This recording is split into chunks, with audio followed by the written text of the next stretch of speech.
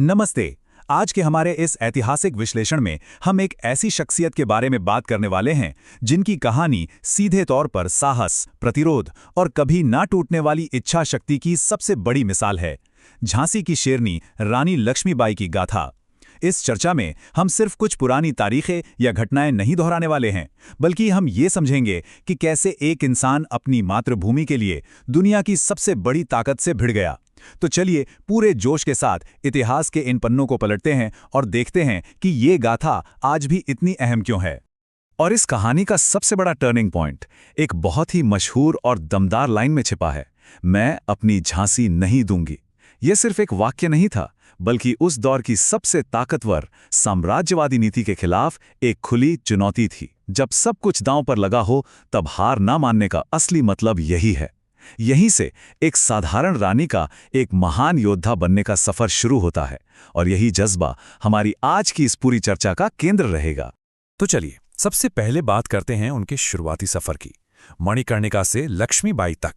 अगर हम इतिहास के पन्नों में उनके जीवन का एक टाइमलाइन देखें तो शुरुआत होती है 1828 में, जब वाराणसी में उनका जन्म हुआ।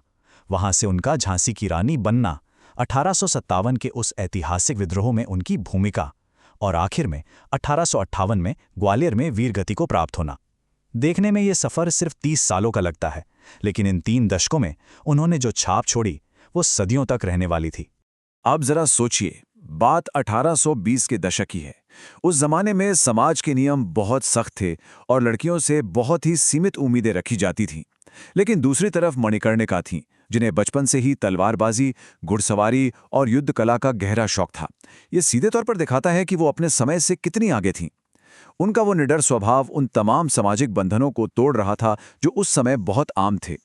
कहानी आगे बढ़ती है और हम आते हैं इतिहास के उस बड़े मोड़ पर, अंग्रेजों की डॉक्ट्रिन ऑफ लैप्स यानी हड़प नीति।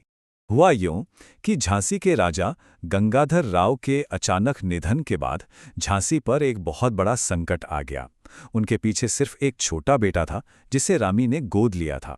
उस समय के नियमों के हिसाब से अब यही गोद लिया हुआ बच्चा पूरे झांसी राज्य का एकमात्र वारिस था। राज्य का पूरा भविष्य अब रानी और उस छोटे बच्चे के कंधों पर था। अब ये हड़प नीति आखिर थी क्या?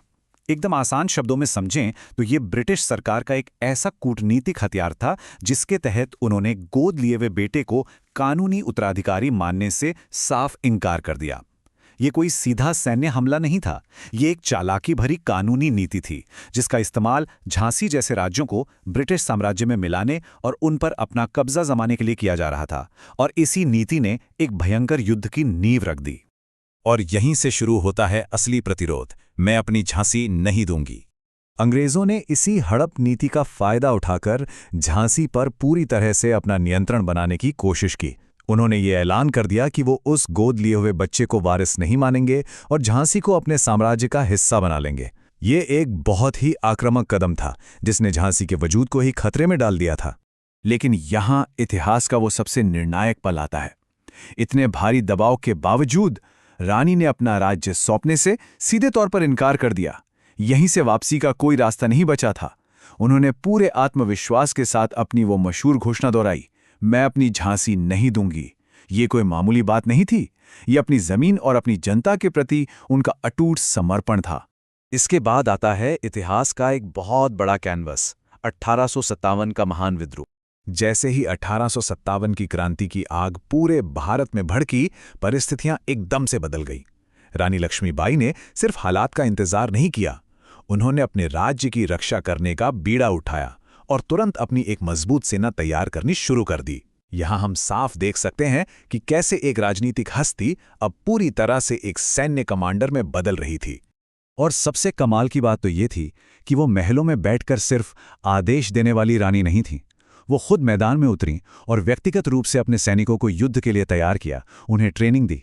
एक असली लीडर वही होता है जो मुश्किल वक्त में अपनी टीम के साथ खड़ा रहे और पसीना बहाए, है ना? रानी ने बिल्कुल यही किया।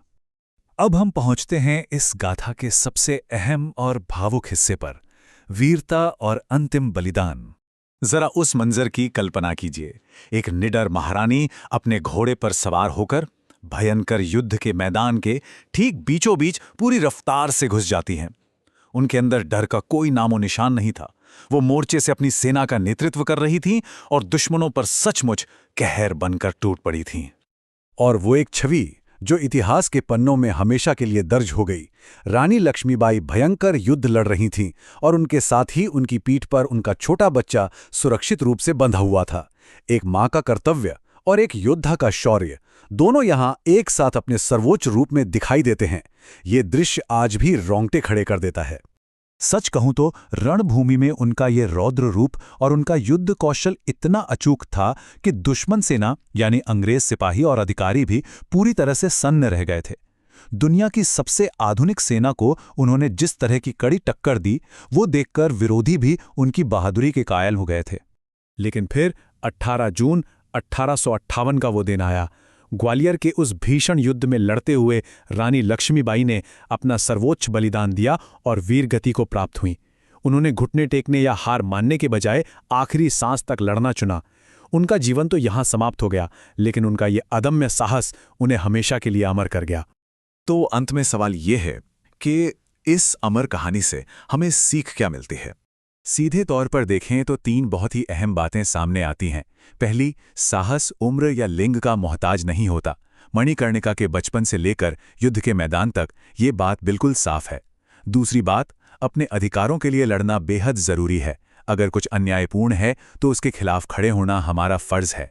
और तीसरी सबसे बड़ी बात, सच्चे नेता हमेशा आगे बढ़कर मोर्चे पर लड़ते हैं, सिर्फ पीछे से निर्देश नहीं देते। इस पूरे ऐतिहासिक विश्लेषण को खत्म करते हुए एक बहुत ही गहरा विचार मन में आता है। जो लोग अपने हक के लिए लड़ते हैं, इतिहास उन्हें हमेशा याद रखता है। 1858 में तो सबसे बड़ा मुद्दा झांसी का अधिकार था, लेकिन आज के दौर में ऐसे कौन से अधिकार हैं जिनके लिए मजबूती से खड़ा होना और लड़ना वाकई सार्थक है? इस सवाल पर हम सबको जरूर विचार करना चाहिए। हमारे साथ इस चर्चा में जुड़ने के लिए आपका बहुत बहुत धन्यवाद।